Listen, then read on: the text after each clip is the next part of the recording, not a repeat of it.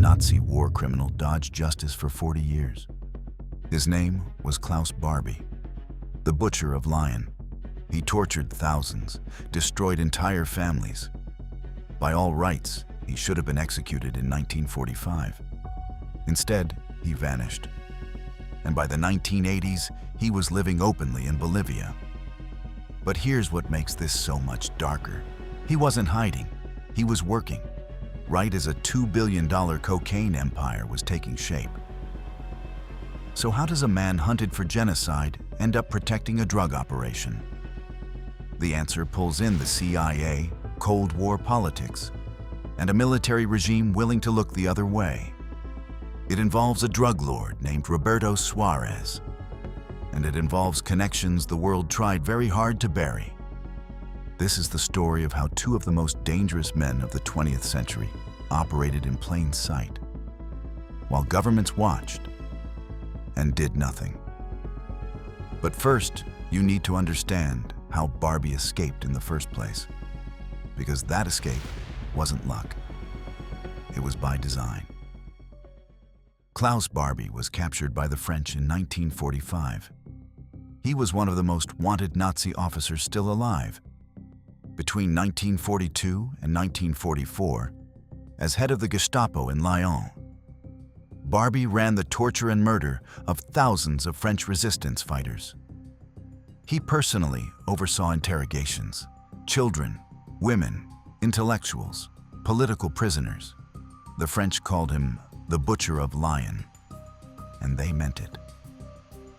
In 1947, a French tribunal sentenced him to death in absentia. But Barbie never faced that sentence. Instead, he walked free. And the reason is painfully simple.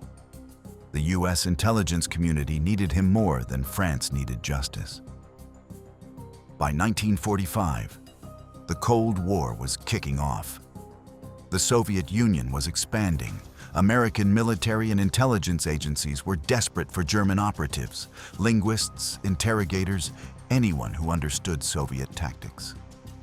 A declassified 1951 Army memo confirmed it. The Army's Counterintelligence Corps recruited Barbie directly after the war ended. They gave him a new identity, Klaus Altmann. Moved him to a safe house in the American zone of occupied Germany, and they put him to work interrogating Soviet prisoners and German communists. For 6 years, Barbie worked for US intelligence, while France demanded his extradition. The US refused, and in 1951, when French pressure got too intense, the Americans didn't hand him over. They shipped him out of Germany entirely. Barbie got a false passport, travel documents, and money. On March 12, 1951, he boarded a ship to South America.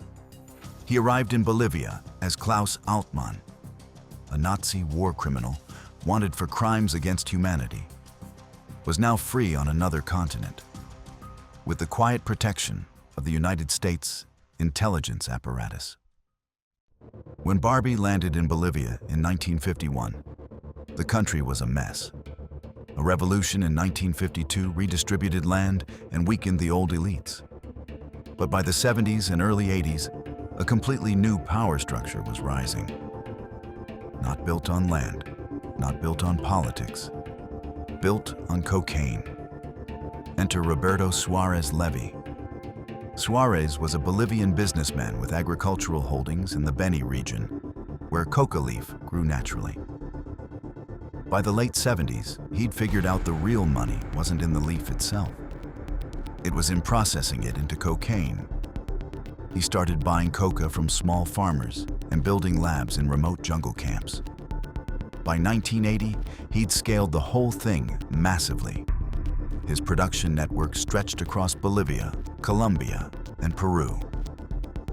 Estimates put his output at 300 to 500 kilograms of cocaine per day at peak capacity.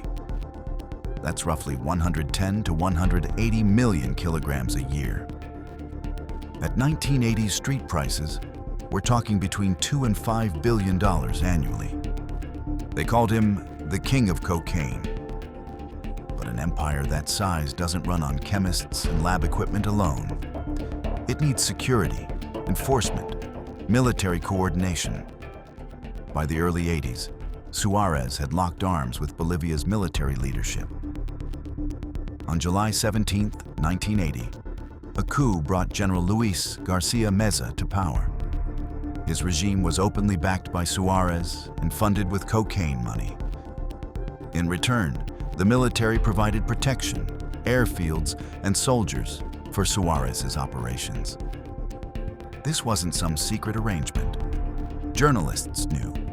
The DEA knew. The CIA knew. But nobody stopped it, because Suárez needed a certain kind of expertise, and Barbie had exactly that. By 1980, Klaus Barbie had been living in Bolivia for nearly 30 years under his fake name. He'd built a quiet life, a family, a business front as an import-export merchant. But in the early 80s, things shifted. Barbie started working for Roberto Suárez. Now, the exact nature of their relationship is still debated. Some accounts describe Barbie as a security advisor who trained Suárez's paramilitary forces.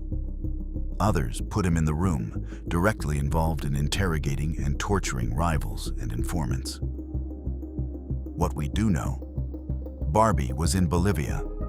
He was connected to Suárez's network, and his expertise in interrogation and coercion made him incredibly valuable to a drug lord running a billion-dollar empire. A 1983 DEA report noted that Klaus Altmann was involved in security operations for major Bolivian cocaine traffickers.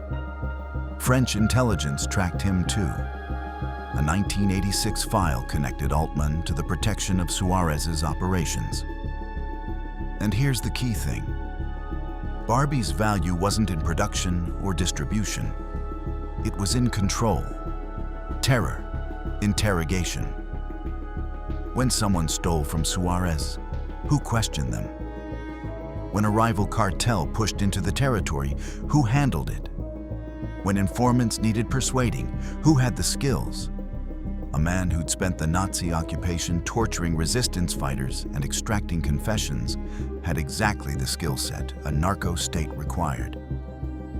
He was a bridge between the old machinery of totalitarian terror and the new machinery of drug empire enforcement. And he operated openly, in La Paz and out in the countryside, while his former victims' families were still searching for his grave. The question isn't whether governments knew. They absolutely did. French intelligence tracked him through the 70s and 80s. US intelligence, the same people who'd originally protected him, certainly knew where he was. The DEA documented his involvement with Suárez's organization. So why didn't they stop it? Cold War math, that's why. Bolivia mattered to the United States strategically, not because of cocaine, because of communism. In 1981, Suárez's military allies were explicitly anti-communist. They were fighting Marxist insurgencies and Soviet influence across the region. From the State Department's perspective, a military regime in Bolivia that opposed Soviet expansion was better than instability. And if destabilizing that regime meant exposing the drug trade, or prosecuting a Nazi war criminal who was now useful to Allied forces, the calculus was clear. Cocaine was a law enforcement problem. Communism was a national security problem. The CIA prioritized accordingly. There's another layer too. Extraditing Barbie would have forced the US to admit that American intelligence had protected him, recruited him, and relocated him to South America. That admission would have shattered the post-war story of denazification and justice. It was easier to just let him operate. France was stuck too. They didn't have the leverage to force Bolivia's hand if the US wasn't backing the demand. And the US wasn't. So Barbie stayed untouchable. Not because he was hidden, because powerful nations chose not to see him. In 1983, a Bolivian journalist uncovered Barbie's real identity. He published a story revealing that Klaus Altmann was actually Klaus Barbie, the Nazi war criminal. The story spread fast. French media ran with it. Interpol issued a formal arrest warrant. For the first time since 1951, Barbie's protection had become a liability. Bolivia's military regime was crumbling. Suárez's power was fading. International pressure was building.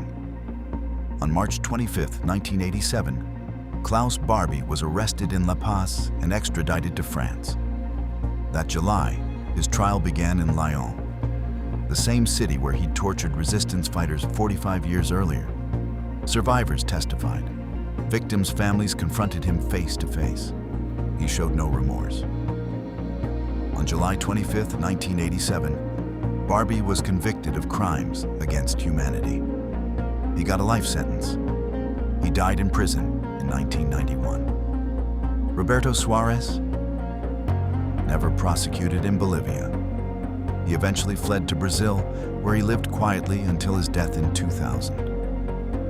The military regime that protected both men collapsed in 1982. But the machinery they built, the corruption, the cocaine, the impunity, that never really went away. And here's the uncomfortable truth this story forces us to sit with. Justice isn't inevitable. Power protects power across decades and continents. A man can orchestrate the torture of thousands, disappear, and then enforce the violence of an entirely different empire. And governments will let it happen, as long as the strategic math favors silence. Barbie's escape wasn't an anomaly. It was a choice. If you want to see the next shadow organization we're exposing, click the video on the screen right now.